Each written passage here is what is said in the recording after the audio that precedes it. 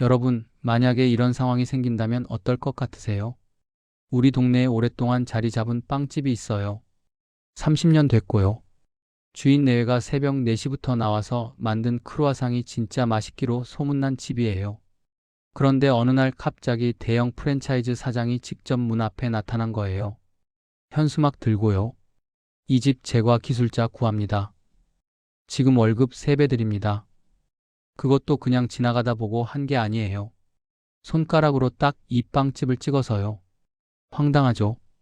근데 이게 지금 한국 반도체에 실제로 벌어지고 있는 일이에요. 이틀 전 2월 16일이었어요. 일론 머스크가 자기 SNS에 글을 올렸거든요. 태극기 이모지를 대여섯 개씩 달고는요. 내용은 간단했어요. 한국에 있고 반도체 설계, 제조, AI 소프트웨어 분야에서 일하고 싶으면 테슬라에 합류하라. 이게 그냥 인사팀이 채용 공고 올린 게 아니에요. 테슬라 CEO가 직접요. 전 세계 팔로워 2억 명한테 태극기 펄럭이면서 한국 사람들 콕 집어서요. 이런 일이 전에는 없었어요. 없었던 일이에요. 근데 왜 하필 한국이냐? 오늘 이게 핵심이에요. 잠깐 이거 먼저 설명해 드릴게요. AI가 뭔가 계산을 하려면 데이터를 엄청나게 빠른 속도로 퍼올려야 해요. 생각해 보세요. 요리사가 아무리 손이 빠르고 실력이 좋아도 재료가 옆에 없으면 소용없잖아요. AI도 마찬가지거든요. 아무리 좋은 연산 능력이 있어도 데이터를 빠르게 가져다 쓸 수 없으면 무용지물이에요. 그걸 담당하는 게 메모리 반도체예요. 그 중에서도 요즘 가장 핫한 게 HBM인데요. 고대역 폭 메모리라고 해요. D램이라는 메모리 칩을 수직으로 층층이 쌓아서 만든 건데요. 재료 창고를 주방 바로 옆에 여러 층으로 쌓아 올린 셈이에요. 꺼내는 속도가 기존보다 몇 배나 빠르죠. 그 HBM 기술, 세계에서 제일 잘하는 나라가 어디냐고요? 한국이에요. 삼성전자랑 SK하이닉스. 이 두 회사가 전 세계 HBM 시장에서 90% 넘게 먹고 있어요. 그리고 그 기술을 실제로 만들어낸 사람들이 지금 이 두 회사에 있는 거잖아요. 머스크가 원하는 게 바로 그 사람들이에요. 기술이 아니라 기술을 아는 사람이요. 여기서 진짜 무서운 얘기 들어보세요. 머스크가 지난달 실적 발표 자리에서 이런 말을 했어요. 삼성, TSMC, 마이크론. 이 회사들한테 칩 만들어 달라고만 해서는 앞으로 34년 안에 공급이 부족해질 수 있다. 그래서 테슬라 자체 반도체 공장, 테라팹을 직접 짓겠다고 했어요. 자기 공장 짓겠다는 거예요. 직접요? 그럼 그 공장 짓고 돌리는데 뭐가 필요하겠어요? 설비는 사면 되지만 그걸 제대로 다루고 설계할 줄 아는 사람은 돈 주고 사면 안 돼요. 길러야 하는데 기르는데 20년 걸려요. 그래서 이미 길러진 사람을 데려가려는 거란 말이에요. 어디서? 한국에서요. 자, 이쯤 되면 이런 생각하시는 분도 있을 거예요.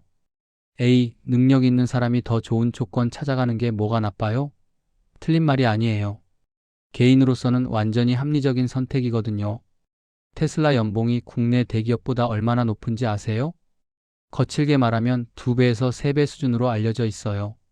저도 그 입장이라면 고민했을 거예요. 솔직히요. 근데 문제는 그 다음이에요. 이게 한두 명 얘기가 아닌 거거든요. 이미 몇 년 전부터 중국 반도체 기업들이 한국 기술자들한테 엄청난 돈을 들이밀며 빼가고 있어요. 몇 배 연봉 얘기가 나온 게 어제 오늘이 아니에요. 기술 유출로 법원까지 간 사건도 여러 건이에요. 그 상황에서 이번엔 테슬라까지 직접 나선 거예요. 공들여 키운 선수단에 계속 영입 제한이 들어오는 셈이에요. 한 명 가도 타격이고 2명 가면 더 타격이고. 근데 이게 임계점을 넘으면 그냥 타격이 아니에요. 회복이 안 되는 상황이 올 수 있어요. 왜냐하면 기술이라는 게요. 특히 반도체처럼 고도화된 기술은 문서나 매뉴얼에 다 담기지 않아요. 20년 현장에서 부딪히면서 몸으로 쌓인 감각이 있거든요. 뭔가 잘못됐을 때 이거 예전에 비슷한 거 있었는데 하고 딱 잡아내는 그 직관이요.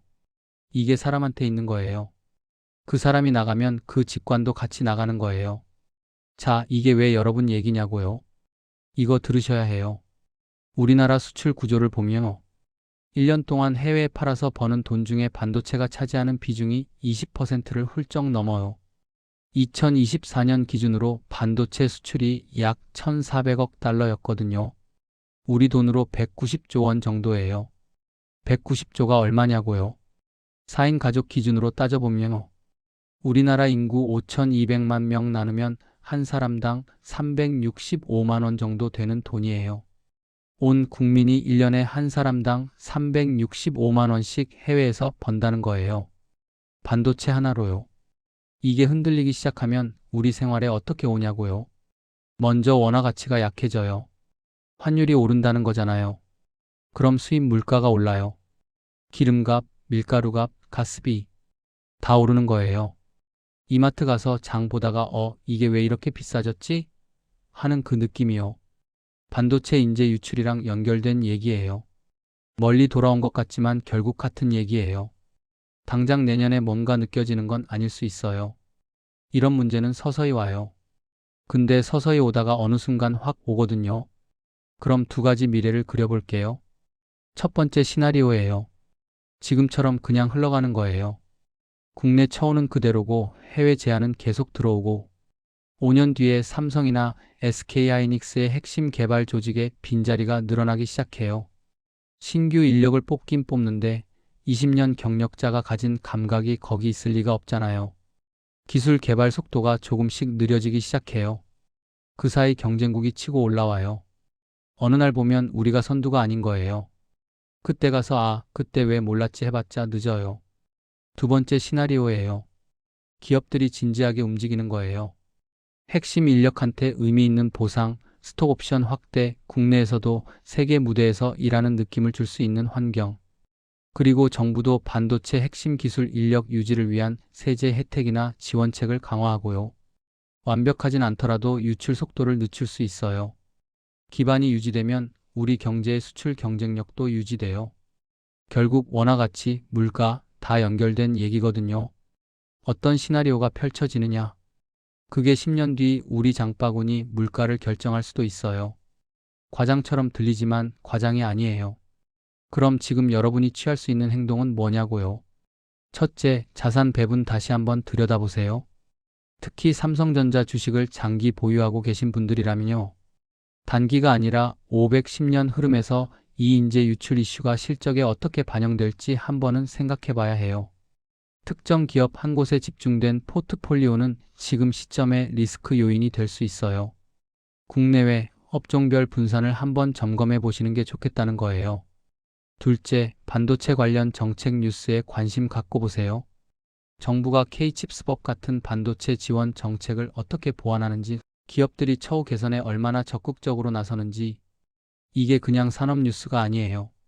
우리 경제 전체의 미래를 가리키는 신호예요. 어이없죠, 사실.